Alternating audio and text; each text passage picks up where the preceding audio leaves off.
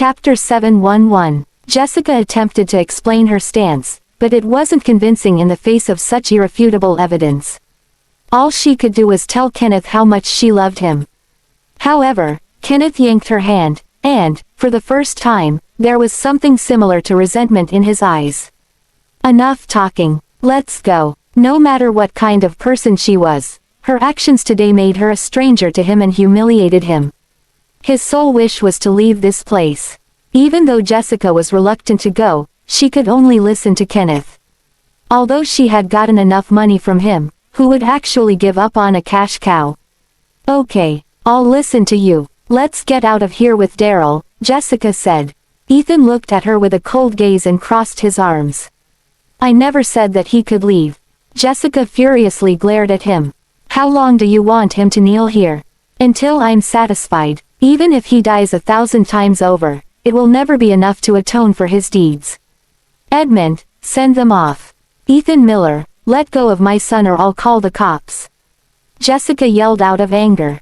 Sure, call him. I want them to investigate what he's done as well. A murder attempt. Arson, Ethan retorted. Although Jessica didn't know what Daryl had done out there, Harold's change of attitude had given her the hint Daryl did something to Ethan, and Ethan had something over Daryl's head. Jessica gripped her phone, hands slightly shaking. She was at her wit's end. But in the end, she could only glare at Ethan and scolded, "Karma will find its way to an ungrateful son like you." Suddenly, Janice yanked Jessica over by the collar and gave her 2 slaps. Meanwhile, Kenneth just stood there watching. He didn't know why he was acting that way. He could have stopped Janice, but he didn't move a muscle, as if someone had pushed the "stop" button on him. What are you doing, Kenneth Miller? She slapped me, and you're just going to stand there watching. What did you call me? Kenneth asked. The Jessica in his memories had always been a gentle and empathetic woman, unlike the twisted person before him. Hubby, it hurts. I was vexed so, Jessica tried to explain. Olivia watched the scene while covering her stomach. She had no intentions to meddle in the Miller family's matter. What mattered to her was Ethan's safe return. Olivia stood up, preparing to head upstairs to get some rest. However, Keith hurriedly supported her. Are you all right? It had been a while since they last met, so he didn't know how far her treatment had progressed, or what kind of treatment she was taking. Her expression made him uneasy. Olivia answered weakly, I'm all right. Olivia wanted to go to the hospital, but she deemed it untimely due to the huge ruckus in Miller residence. She thought that it would be fine to put up with it for now. You don't look well. You didn't undergo the surgery. Keith was unaware of her amnesia. A surgery? Olivia was in a daze. She thought, he once mentioned that he was my doctor in charge. He should know what kind of illness I'm suffering from. Right when Olivia was going to inquire about something, a woman's soft voice resounded in the noisy hall. Ethan, do you really not want me anymore? Olivia looked in the voice's direction and a woman in a wheelchair appeared at the entrance. The woman seemed familiar to Olivia. After giving it a thought, Olivia recognized that she was the woman who appeared at the airport. At that time, the woman had kept yelling at them. Olivia asked Ethan if he knew the woman, but he gave a negative answer.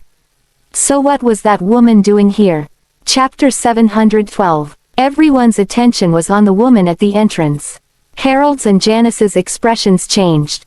They shared the same notion and wondered, why is Marina here?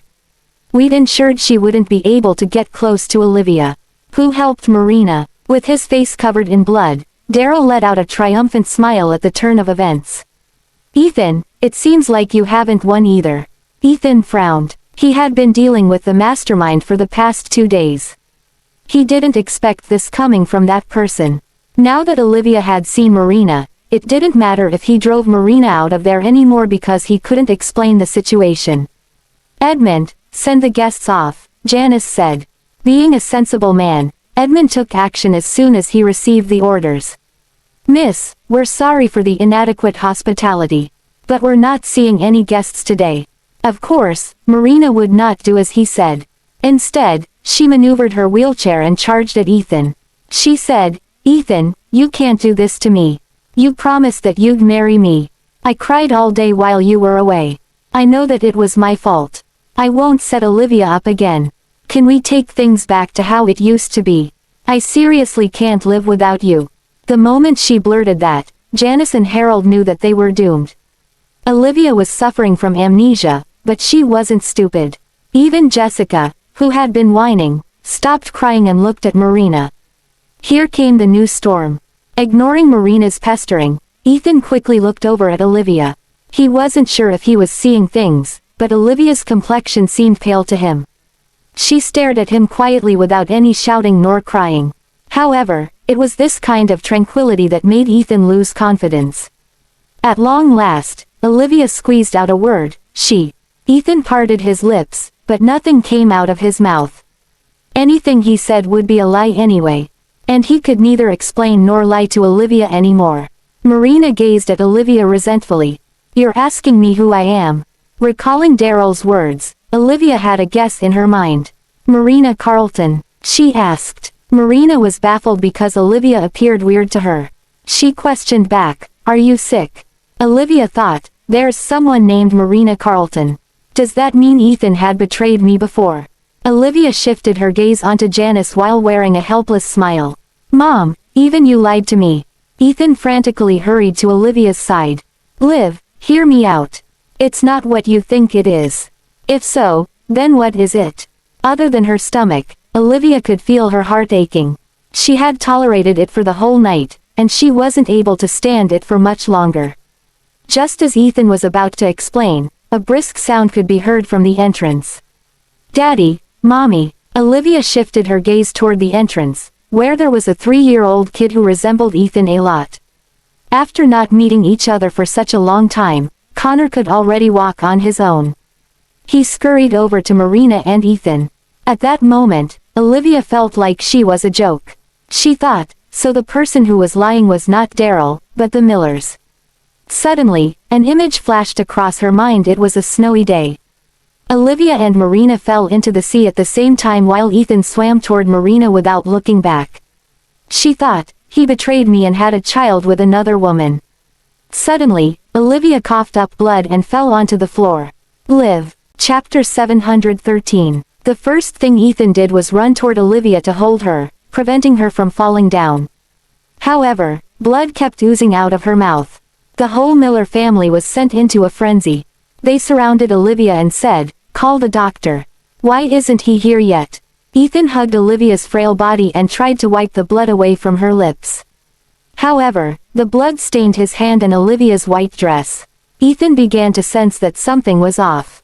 Liv, what's wrong? He asked. Ethan's question stunned Keith, who hadn't been around for the past 2 years.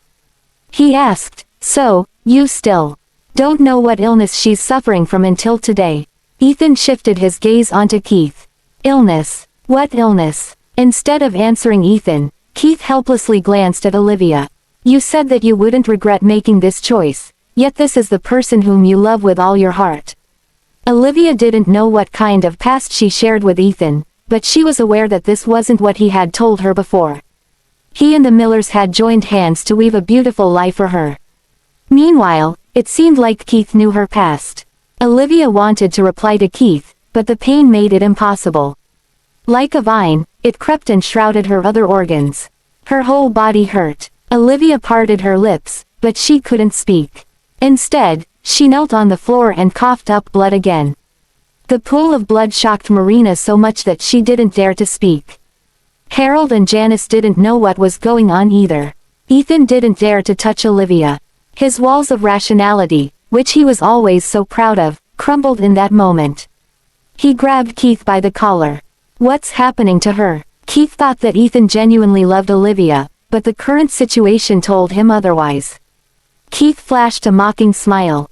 Mr. Miller, you could have found out what illness she's suffering from with a lift of a finger, and yet you let her suffer for 2 years. 2 years. Those little details began flooding Ethan's mind. Keith didn't keep in touch with Olivia for over a year, so it meant that it was something that happened during their divorce phase. Ethan recalled the fact that the skinny Olivia had kept wearing thick coats every day. Her voice filled his mind. No, I'm not lying. I'm just feeling weak because I'm sick. Ethan Miller, do you hate me so much? So, will you be happy if I'm dead? Nothing. I stayed in the hospital for a few days because of a cold. Ethan Miller, I can pay the price with my life. If I'm suffering from a terminal illness or whatnot, will you let me go? The mention of a terminal illness, the withered flowers on the table, Olivia's pale complexion, and the night she almost died due to a high fever were vivid memories to him. The epiphany struck Ethan, and his body couldn't stop trembling. Still, he was holding on to the hope that he might be wrong. Wah, what illness is she suffering from? His low voice was shaking too. Keith stared at the tall and handsome man, who wielded the highest possible authority. Ethan loved Olivia a lot, but he was also the same person who had been hurting her the most. Keith didn't know how to describe Ethan anymore. Looking sideways at Olivia, he let out an apologetic smile. Sorry, Olivia, I can't keep it a secret anymore. The uneasiness grew within Ethan as his fingers slowly curled into fists. What's wrong with Liv? Keith announced with emphasis, stomach cancer. Chapter 714. Ethan immediately froze, and color drained from Janice's face. Even Harold couldn't believe his ears. Nonsense. Olivia's been healthy all the while. Why would she suddenly have stomach cancer?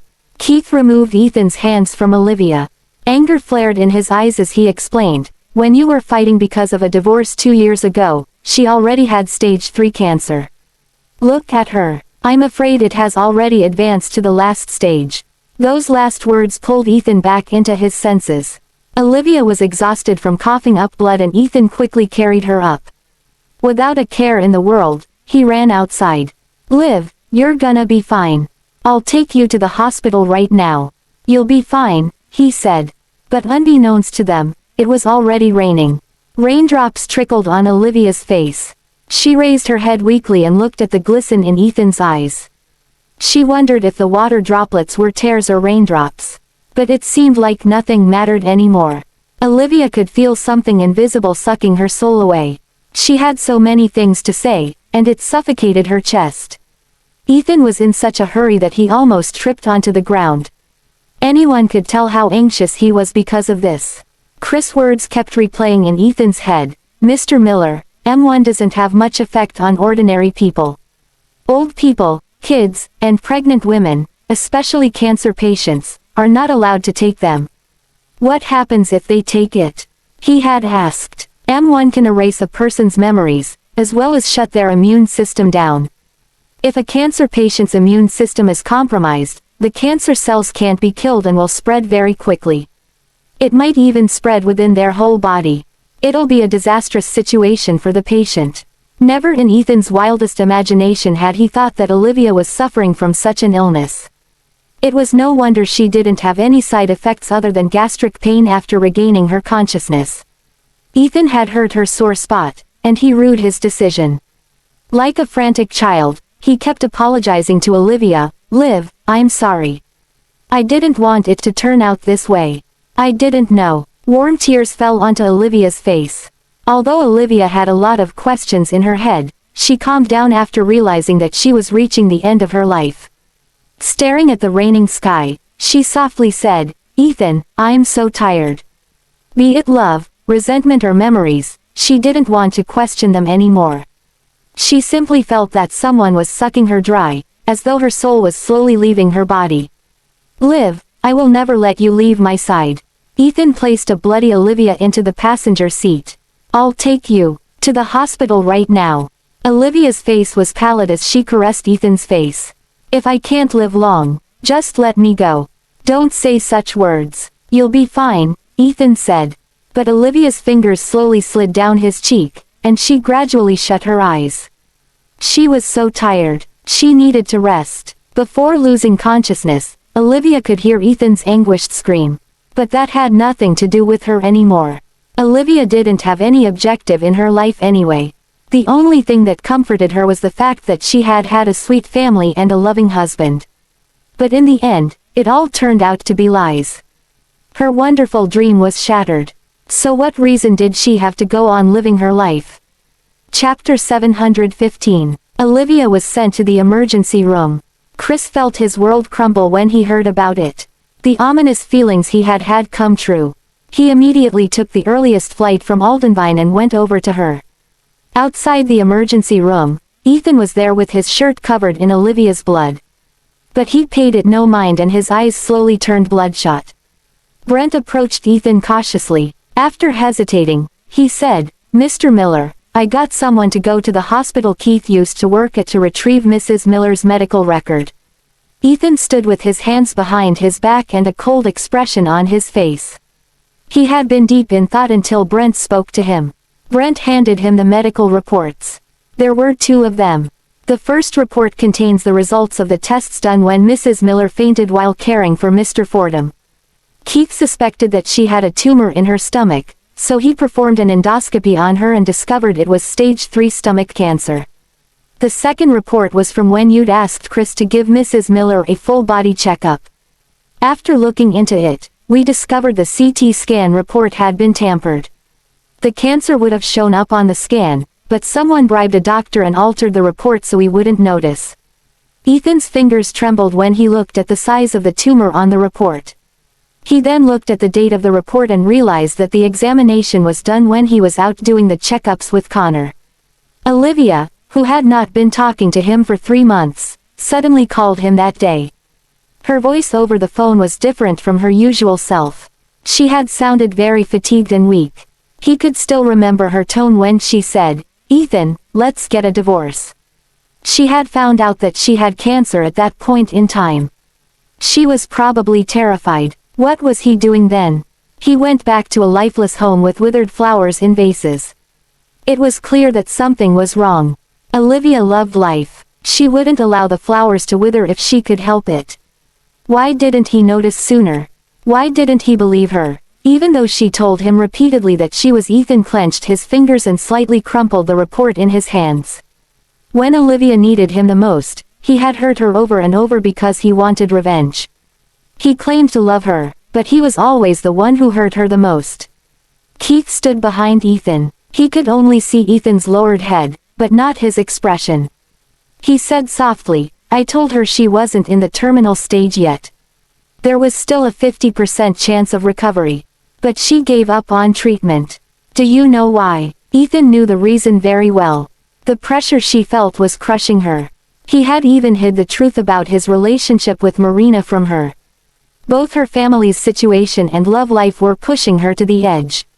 She had nothing else to live for. "It was me," Ethan replied. "Yes, you were the reason." She had decided to go through with treatment. "I even got her through a session of chemotherapy. The effects were good too. But that silly woman gave up again. She said it was because she owed it to you," Keith said. Ethan's usually upright back was hunched over. His shoulders were trembling as tears rolled down his face and fell onto the report. Keith slowly walked toward Ethan. A proud man turned into a wreck. He looked at Ethan coldly and questioned him. "So, did she really owe you anything? Or do you owe her everything?" Chapter 716. She had actually gone for chemotherapy once. That was something Ethan didn't know about. His voice was hoarse as he said slowly, "That happened in the few days you were taking care of her." "Yes. She came to the hospital every day back then. She was working multiple jobs to take care of Mr. Fordham. She was growing frailer by the day.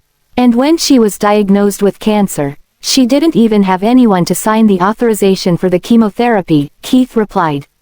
He continued, "She needed to leave the hospital the day after the chemotherapy. That was when her body was at its weakest. Her head would have been spinning, and she would have been bedridden too. But she lied and said she had a friend to care for her. When I finally found out, she was already bedridden, alone, and couldn't even get up. After a few days, when the side effects of chemotherapy had passed, she immediately went through with the divorce." Even Keith was shaken by the things he was saying. Olivia was resistant to anesthesia and needed a Mediport inserted. The doctors had to cut open her arm to insert the Mediport. Not long after the first chemotherapy session, I saw her injure her hand. Do you know how dangerous it would be if the Mediport had fallen off? Ethan could imagine what Olivia was going through as Keith was retelling the events. He finally knew why Olivia looked pale and weakened whenever he saw her. And the laughable thing was that he thought she was just putting up an act to stop the divorce. She wasn't in the best shape when Connor fell down, but she leapt toward him to save him anyway. Who knew how long she was lying in the snow? Keith added, she was still so young. Her wound had just closed up, and they had to cut her up to take out the device. Do you know how much pain she was put through? Ethan didn't know, because no matter how much she was hurting, what he did next devastated her even more. He was the one who caused her life to be full of hardships. He was the one who sent her into despair when she was already dangling on the edge. She was completely spent because of him, and he was the one that destroyed her completely. No wonder everyone else was telling him to treat Olivia better. But he never listened. The door of the emergency room finally opened. But Olivia was still unconscious. Ethan quickly went up to the doctor. "How's my wife doing, doctor?" The doctor removed his face mask and said sternly, "What the hell have you been doing?" The patient bled so much, which meant she should have displayed symptoms before. "Why have you only brought her here now? We already took some samples. We'll know the specifics after the biopsy."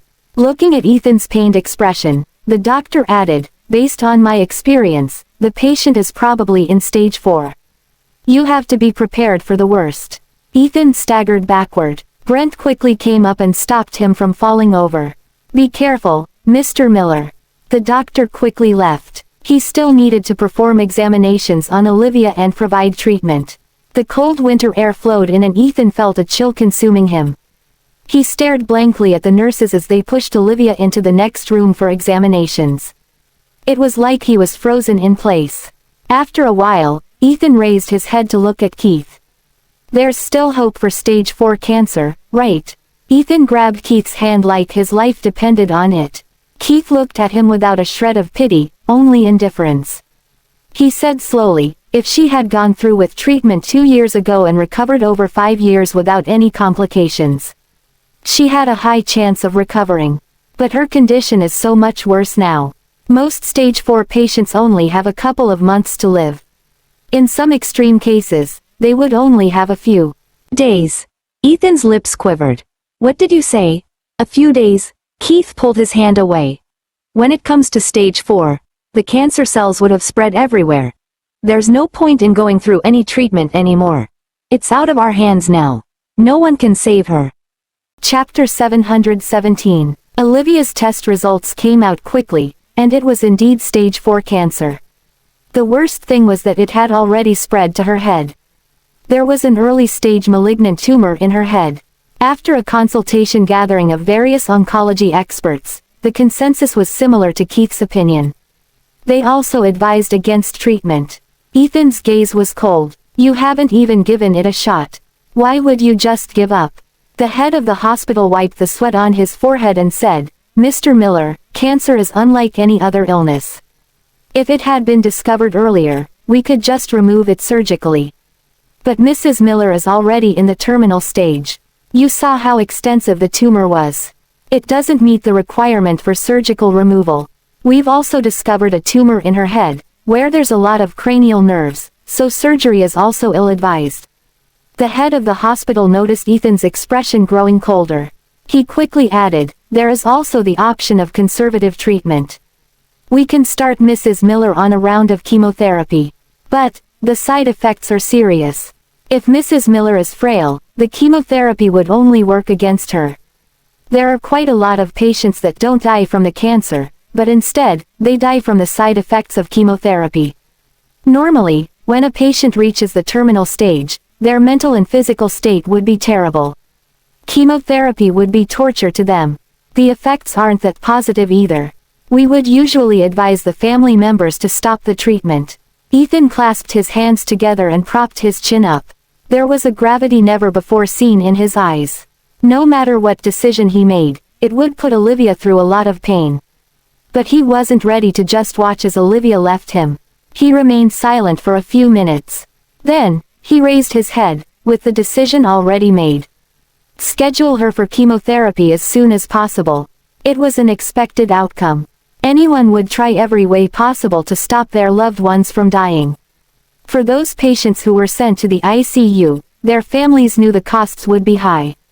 They also knew the treatment wouldn't necessarily save the patient and might even cause them more suffering before they passed. But the family members could never watch the patients die without at least trying every option available. Maybe a miracle could still happen. Ethan stood up and said, "I don't care what methods you use. You have to stop the cancer cells from spreading." He wouldn't give up as long as there was still a chance. There was still Peace's embrace and Toxic Hive. Ethan knew both had been trying to find cures for incurable diseases. There was still hope for Olivia. Even if it was just the slightest inkling of hope, he would try his best to grab hold of it. Chris was almost at the hospital. Ethan quickly walked away, wanting to discuss how they should proceed with the situation with Chris. Olivia's condition had been stable for 2 years. That would imply that her immune system had been keeping the cancer cells under control, which meant it was the M1 drug that he injected her with that caused her condition to worsen. Would Olivia stand a chance if he reactivated her immune system? Just as Ethan was leaving through the hospital's entrance, Keith quickly approached him and punched him in the face without hesitation. "How could you be so heartless? When will you stop hurting her? Chemotherapy is like poison to her. It's extremely harmful to her. Do you know how severe the side effects will be? Why can't you just let her go in peace? She's already in such a terrible state. Why do you insist on torturing her?" he cried. Ethan would have dodged the punch, but he chose to take it. He looked at Keith with bloodshot eyes. "I want her to live, no matter the cost." Chapter 718. Keith felt a chill down his spine. Ethan looked like he was about to lose his mind and Olivia was the anchor that was keeping him sane. No one would know what he would do if anything happened to Olivia. "Don't you think you're being too decisive? Shouldn't you at least ask Olivia's opinion on her treatment?" Keith said. Ethan said slowly, "Her survival is the optimal outcome. I don't care about the process. I just want her to live." "Understood." Ethan then quickly left after saying that. Keith watched as he walked away. He felt bad for Olivia. Ethan was still as self-centered as ever. He never learned how to love another person. Chris rushed over as soon as he could. He looked at Ethan guiltily. Then, he slapped himself on the face and said, "Mr. Miller, it's all my fault. Mrs. Miller has become like this because of my negligence." Ethan had no right to blame anyone. He was the main culprit that made Olivia the way she was. There was no one else to blame. He said, "This is not the time to be pointing fingers. This is Liv's examination report. Take a look and tell me how we should proceed." "All right." Chris wiped the raindrops from his hand and took the report. His eyebrows furrowed as soon as he started reading it. How could this be? She's already in the terminal stage. Ethan suppressed the pain within him and punched the wall. He then lowered his head and spoke in a subdued voice. "M1 triggered the cancer cells. Mr. Miller, you shouldn't be too hard on yourself. My brother told me that Mrs. Miller's report had been tampered with. She was also trying to keep it a secret. You couldn't have known," Chris said. "Sometimes, the tighter one held onto something, the more it would slip away." Ethan tried to do everything in his power to keep Olivia close, but he only managed to drive her further away. Ethan gritted his teeth. "It's Leia." Chris didn't want to comment on his family affairs, so he quickly changed the subject. "How's Mrs. Miller?" "The doctor suggested that we give up on treatment. I told them to schedule a chemotherapy session for Liv. I need them to stop the cancer cells from spreading while I find out if Peace's Embrace or Toxic Hive have more effective treatments available," Ethan replied. Chris nodded. "I caught wind of their research on a new cancer treatment drug. You can give that a try." However, Brent cautioned, "Mr. Miller, Toxic Hive might not be the best option. Miss Miller has tried to kill Mrs. Miller on more than one occasion." Brent didn't mention that Leia would never try to save Olivia. They should consider themselves lucky if Leia didn't try to make things worse. "No, there's someone else." An icy gleam flashed in Ethan's eyes. "Colin. That's right. He wanted to take Mrs. Miller away. So he would never hurt her. He's also a core member of Toxic Hive. He might have a way to save Mrs. Miller. But he's gone missing ever since we raided the Toxic Hive base. I don't think we'll be able to get in contact with him. Try contacting him with Liv's phone." "Don't worry, Mr. Ethan. We'll find him. No matter what we have to do. Ethan took his phone out. He planned to contact Avery because he still owed Olivia a favor. He was the backer of Peace's Embrace. He was the best man for the job.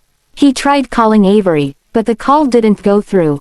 So Ethan told Brent, "Contact Avery." Yes, Mr. Miller. Ethan had stopped the kidney transplant back then. But a person like Avery should have found a replacement. Quite some time had passed since then. Maybe he had even made a full recovery. Seeing how busy Ethan was, Chris couldn't help but say, "Mr. Miller, I'm not sure if Toxic Hive or Peace's Embrace can save Mrs. Miller. But I think you need to prepare yourself for the worst case scenario." Chapter 719. Mr. Miller, chemotherapy is like fighting fire with fire. The treatment would destroy cancer cells and regular cells indiscriminately. Mrs. Miller's condition is very serious now. Cancer cells paired with the side effects of chemotherapy might be the end of her. Ethan lowered his head and said hoarsely, "That will never happen. Liv won't die." Chris didn't know how to comfort Ethan. Their only option at the moment was to pray for a miracle. After a night of emergency treatment, Olivia's condition stabilized, but she was still in bad shape. She was very frail. The doctors repeatedly advised against chemotherapy because she might not be able to take it. Ethan looked at an unconscious Olivia.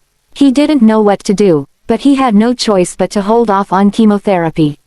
Suddenly, Kelvin rushed over to Ethan. "Mr. Miller, bad news. I heard something had happened to Mr. Avery." "What?" "It seems like his illness acted up. He was sent to a private hospital in the middle of the night. The Fordhams are keeping him well protected. We don't know his current situation, and we're unable to get in contact with him." The situation just kept getting worse. Even Avery was in trouble. "What about Colin?" Ethan asked. "We still haven't located him." "Don't worry, Mr. Miller. We'll let you know as soon as we get more updates." Chris rushed over. "Mr. Miller, Mrs. Miller is awake." Just as Chris finished speaking, Ethan was already walking toward Olivia's room. Olivia was lying in bed. Her face was pale and she was extremely frail. Janice also came into the room. As strong as she was, she started crying when she saw the state Olivia was in. "Olivia, I'm so sorry. I didn't mean to lie to you." Olivia had just regained consciousness. The smell of chemicals filled her nostrils and the pain in her stomach was temporarily gone. She felt like everything that happened the night before seemed like a dream. She was still dazed. She met Ethan's bloodshot but concerned gaze and asked softly, "Terminal stage cancer?" Ethan crouched next to the bed and held her hand. He felt a lump in his throat. "You'll get better." Olivia smiled weakly. "So it wasn't a dream." "Liv, I'm sorry. Ethan wanted to explain, but Olivia withdrew her hand from Ethan's grasp. She said, "You don't have to explain.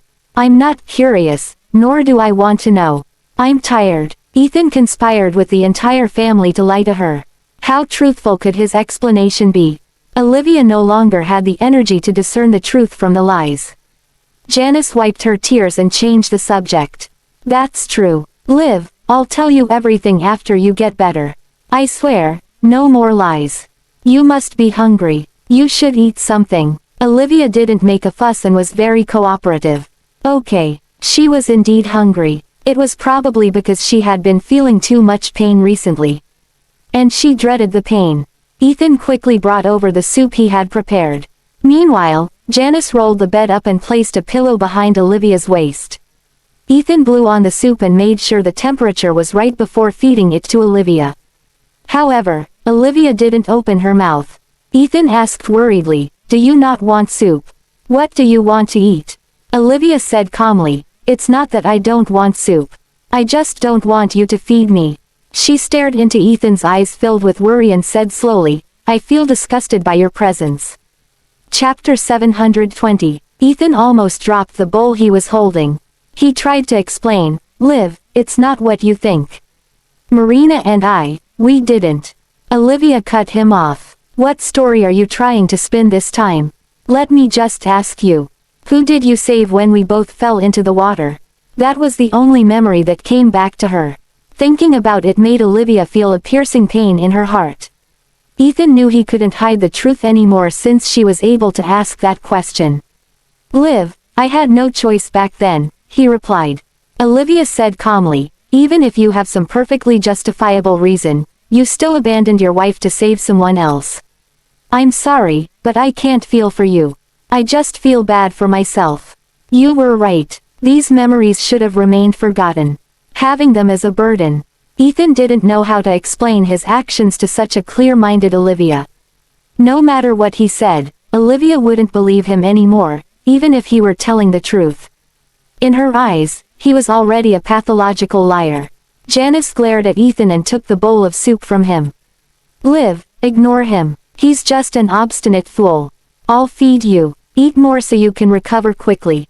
Recover quickly. Mom, I'm not going to recover from this. Olivia chuckled weakly. She wasn't a child. She knew the chances of her survival were extremely slim. Besides, she was in a terrible state at the moment. She probably didn't have long to live. Stop saying stuff like that. Modern medicine is very advanced now. There's nothing the doctors can't treat. You don't have to scare yourself. Everything will be better. Janice comforted Olivia patiently. After all, the psychological burden of knowing how serious their condition was would sometimes severely reduce the lifespan of the patient. Olivia looked calm, like she had been through too much to be stirred up. She didn't argue with Janice about the possibility of recovery. She simply drank the soup with her head lowered, docile like a kitten. Ethan thought Olivia would throw a fit and demand answers. He didn't expect her to be so calm, and almost eerily so. After Olivia finished the soup, Ethan wanted to talk to her, but she said, "You've been up the whole night. You should go home. Besides, I don't want to see you." Ethan was at a loss for words. Olivia said the cruelest thing with the calmest tone. There wasn't even a shred of hatred in her eyes. Janice noticed the dissonance between the two of them.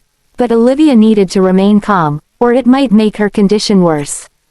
Go home and change. The blood on your clothes just looks so disturbing, Janice urged. Ethan thought about it and agreed. He did look like a mess. Ethan saw Jessica dozing off on the couch.